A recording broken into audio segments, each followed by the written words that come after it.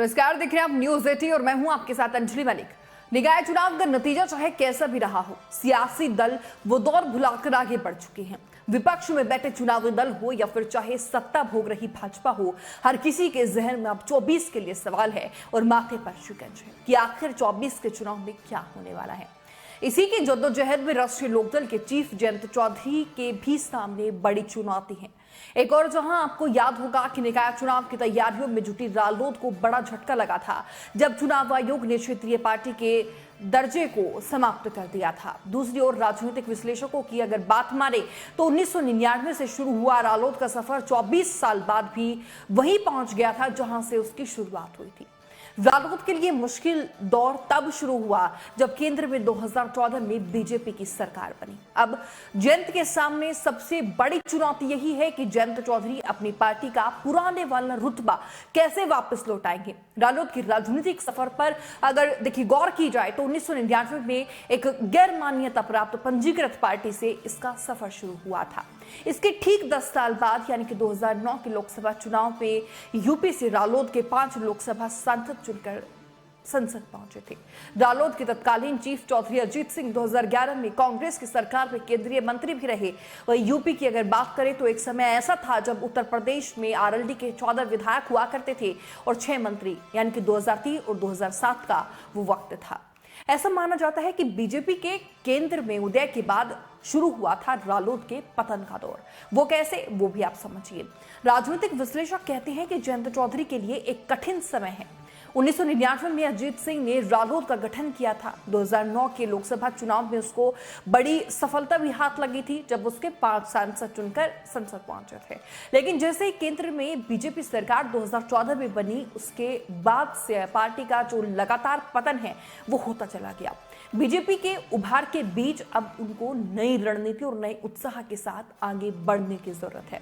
उत्तर प्रदेश में 2002 के विधानसभा चुनाव से पहले 2001 में अजीत ने भाजपा के साथ चुनाव पूर्व गठबंधन किया और उसके बाद 2001 में वाजपेयी सरकार में कैबिनेट में जगह पाने में कामयाब भी रहे और केंद्रीय कृषि मंत्री बने और 2003 तक इस पद पर वो रहे। इससे पहले उन्होंने वीपी सिंह सरकार दिसंबर 1989 से लेकर 1990 में उद्योग मंत्रालय और साथ ही 1996 में खाद्य मंत्री के रूप में काम किया। लेकिन 2014 के लोकसभा चुनाव के बाद से रालोद की परिस्थितियां जो है वो बदलती हुई चली गई, क्योंकि बीजेपी ने उत्तर प्रदेश में अपनी रणनीति में बदलाव किया था और फिर जीत भी हासिल की थी। हालांकि 2002 के उत्तर प्रदेश विधानसभा चुनाव में रालोद ने भाजपा के साथ जो है वो गठबंधन में चुनाव लड़ा और 14 सीटों पर जीत हासिल कर ली थी। रालोद को पहली बार एक राज्य पार्टी का दर्जा मिला था। ये वो समय था जब रालोद में उत्तर प्रदेश में सत्ता की कुंजी बन गई थी। लेकिन अजीत सिंह की महत्वाकांक्षा की वजह से 2003 में उन्होंने बीजेपी से नाता तोड़ दिया और समाजवादी पार्टी से गठबंधन कर लिया। समाजवादी पार्टी के प्रमुख और तत्कालीन मुख्यमंत्री मुलायम सिंह यादव ने अपने मंत्रिमंडल में अनुराधा चौधरी, कोकब हामिद और स्वामी ओमवेश समेत 6 रालोद विधायकों को जगह दी थी। फिर आरएलडी ने सपा के साथ गठबंधन में 2004 का लोकसभा चुनाव लड़ा और 3 सीटें बिजनौर की मुंशीराम, बागपत पे अजीत सिंह और कैराना से अनुराधा चौधरी ने जीत हासिल कर ली थी। कांग्रेस के नेतृत्व वाले यूपीए ने केंद्र में सरकार बनाई, लेकिन आरएलडी ने इससे दूरी बनाए रखी। 2007 के उत्तर प्रदेश चुनाव में अजीत ने अपनी रणनीति बदली और फिर उसके बाद रालोद अकेले चुनाव लड़ी। उसने 10 सीटें जीती। ये वही चुनाव था जब बसपा सुप्रीमो मायावती ने उत्तर प्रदेश में पूर्ण बहुमत के साथ सत्ता में वो काबिज हुई थी। अजीत ने 2009 के लोकसभा चुनाव में 7 सीटों पर फिर से भाजपा के साथ गठबंधन किया और 5 पर जीत हासिल कर ली।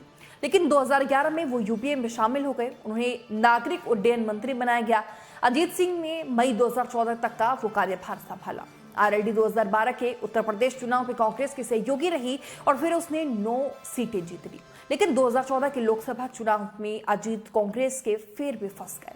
उनका यह कदम पार्टी के लिए बेहद भारी पड़ा। नरेंद्र मोदी के नेतृत्व में भाजपा की प्रचंड जीत के बाद रालोद का सफाया हो गया।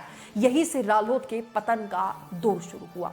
फिलहाल रालोद के प्रदेश अध्यक्ष रामाशीष राय कहते हैं कि चिंता की कोई बात नहीं है, क्योंकि पार्टी अभी भी यूपी के राजनीतिक मैदान पर मजबूती के साथ खड़ी हुई है। राष्ट्रीय अध्यक्ष चौधरी जयंत सिंह के नेतृत्व में रालोद जो है वो इस बाधा को भी आसानी से पार कर लेगी। साथ ही कहा कि राज्य का दर्जा छीनने के पीछे बड़ी ताकतें लगी थी, क्योंकि उनको डर था कि किसान उनके खिलाफ खड़ा हो जाएगा और 2024 के चुनाव में पार्टी नई रणनीति और अलग तेवर के साथ मैदान में उतरेगी। 2017 के यूपी चुनाव में जब बीजेपी यूपी की सत्ता पाने में कामयाब रही थी, तब रालोद अकेले चुनाव लड़ी और सिर्फ एक सीट पर ही सीमित हो गई।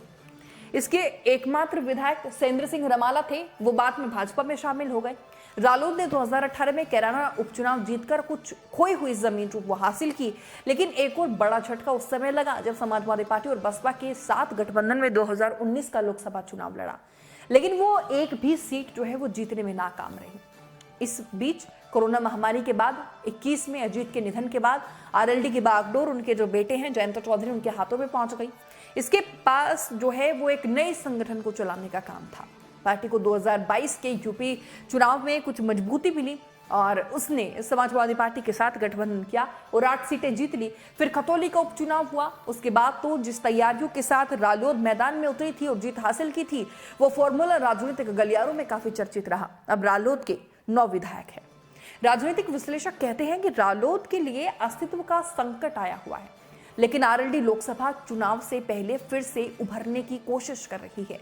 रालोद और जयंत चौधरी दोनों के लिए ये काफी कठिन समय है। ऐसे में जयंत चौधरी के राजनीतिक कौशल की परीक्षा होगी, क्योंकि उन पर पार्टी को फिर से पुराना रुतबा दिलाने की जिम्मेदारी और दबाव दोनों है। बहरहाल रिपोर्ट पर आपकी क्या राय है, आप क्या समझते हैं, वो जरूर हमें कमेंट बॉक्स में बताइएगा। मेरे साथ इतना ही, दिखते रहिए न्यूज़ 18। नमस्कार।